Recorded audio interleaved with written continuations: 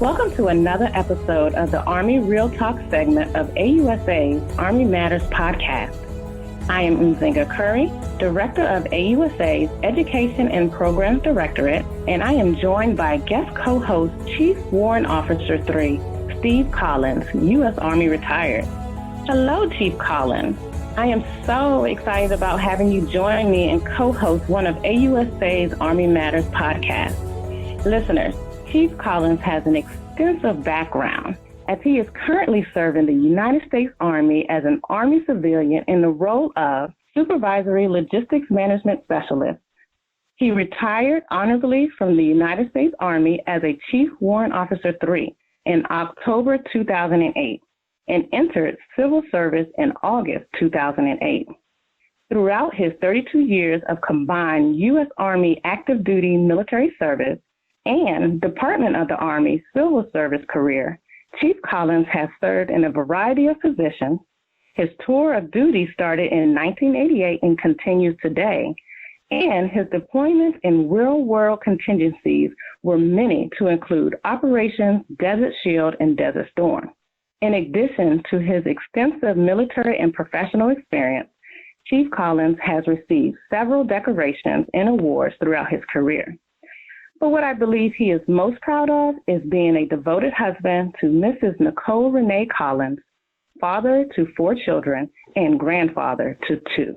Welcome, Chief. Thank you so much for that introduction, Ms. Curry. It is really an honor to be here with you, Mr. Freeman, your audience. I'm excited to learn about the National Memorial and Mr. Freeman's role, his contribution in making this possible. Really excited to be here. Thank you, ma'am. I'm so glad to hear. And as you stated, we are here with C. Freeman, who is the Vice President of the National Desert Storm War Memorial Association. Mr. Freeman, how are you doing? I'm doing good. Thank you very much. It's an honor to be here with you too.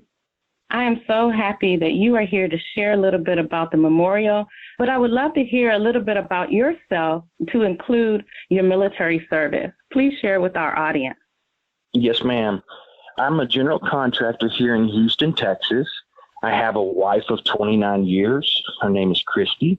I have a son and a daughter, Justin and Madison.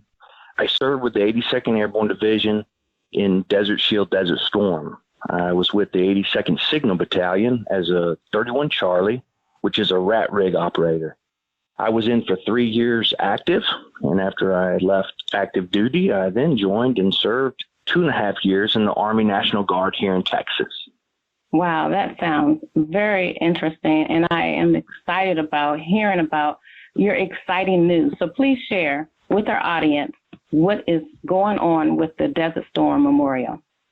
Well, I'd like to start out saying the exciting news is we are in the process of designing and building the National Desert Storm and Desert Shield Memorial in the nation's capital.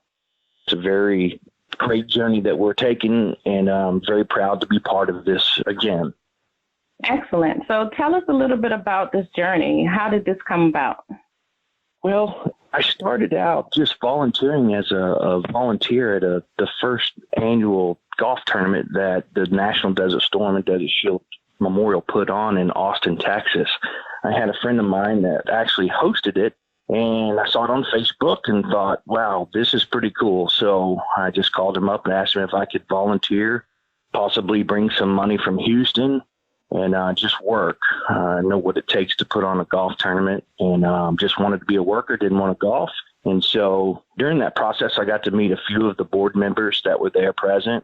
In the course of getting to know them, I let them know what I did for a living. I was a design build general contractor. About a week later after the golf tournament, they gave me a call and asked me if I wanted to serve on the board.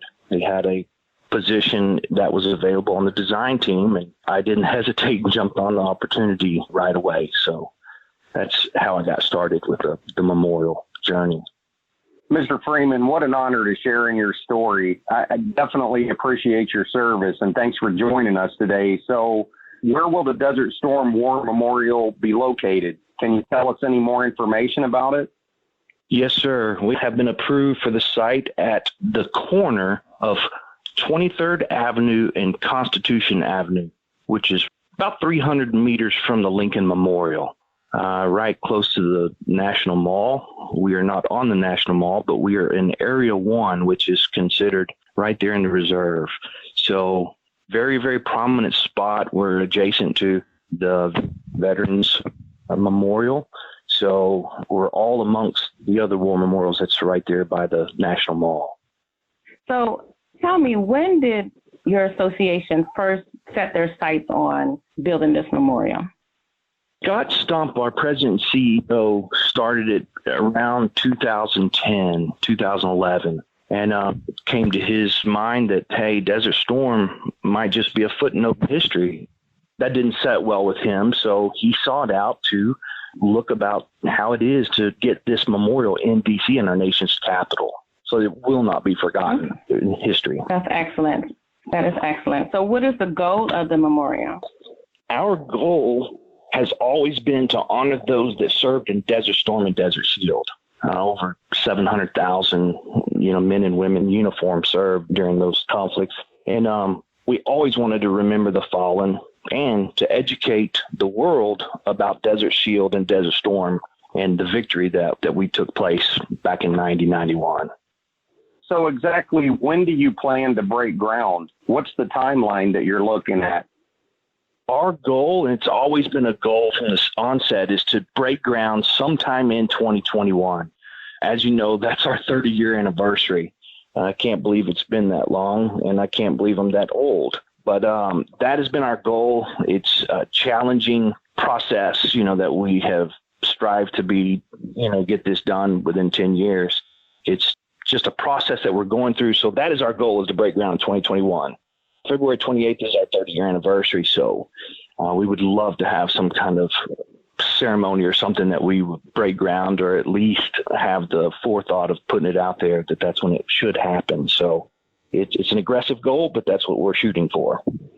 Mr. Freeman, I'll definitely tell you that it definitely is near and dear to my heart, having served in Desert Shield and Desert Storm, to be something where future generations can continue to go so they don't forget about Desert Shield and Storm and the sacrifices that we all made. Just like you said, the 700,000 plus or minus men and women that served, whether there's a lot of different roles, whether they were contractors, multinational forces. I mean, it took all of us pulling together with unity in order to, weather the storm, so to speak, and liberate Kuwait. So I'm definitely excited to see this memorial and everything be completed and be able to go there and visit and reflect on the things that we did.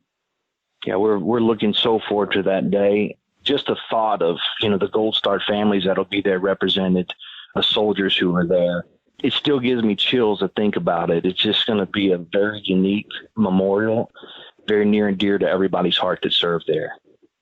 Yes, and I'll tell you, I definitely think that the location that you guys chose is really a great thing, even with Constitution Avenue, like you said, right there at the corner of 23rd Street and Constitution, because I can remember returning home in 1991 when the war was over, all the parades and everything. Every time soldiers returned back to the United States, there were welcome parades out there on Constitution Avenue. So what an awesome sight. It is. It's very representative of Desert Storm and what we went through. And, that parade marched right down that street, right by that site. So it has some meaning. And it's also adjacent to the Vietnam Veterans Memorial, which is, all of our senior leaders were Vietnam veterans, which is kinship, a connection there too. So it's an unbelievable sight. We're very blessed and very happy and honored to have that site. So now we just got to finish the mission. That is really touching. I'm excited.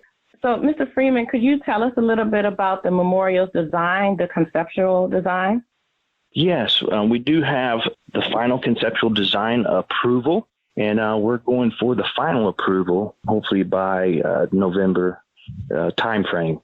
But yes, just to state from our designers, the memorial is about 1/3 of an acre. It is an oasis set between two dune forms rising out of the fabric of the surrounding National Mall. Within the landform, two curving walls encircle a shaded grove. In the middle of the curved walls will be a fountain that will have each of the coalition countries' name inscribed in English and in their native language. That enables visitors from around the world to come and visit and reflect upon what their country did and the sacrifices of all that served in Desert Storm.